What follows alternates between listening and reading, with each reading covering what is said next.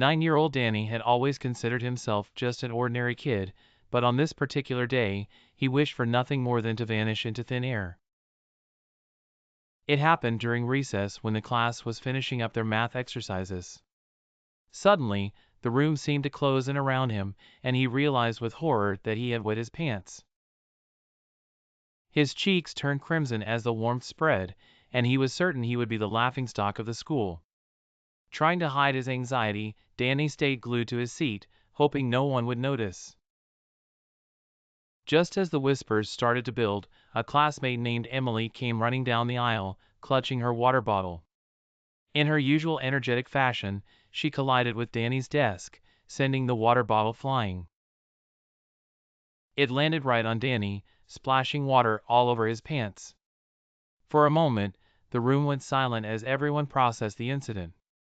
Then, Emily, realizing what she'd done, began to apologize profusely. She was almost in tears, feeling terrible for what she thought was her clumsy mistake. Danny, on the other hand, smiled through his embarrassment, realizing how lucky he'd just gotten. Now, instead of laughter and teasing, he heard murmurs of poor Danny and he soaked. Some children even offered their own water bottles and napkins to help clean up the mess. Emily felt so bad that she stayed by Danny's side all day, making sure he was okay and even sharing her snacks with him. The two found themselves talking and laughing, discovering they had a lot more in common than they thought. By the end of the day, what had started as Danny's worst nightmare had turned into an unlikely friendship. He couldn't help but feel grateful for the twist of fate that came in the form of a simple, yet life-changing, water spill.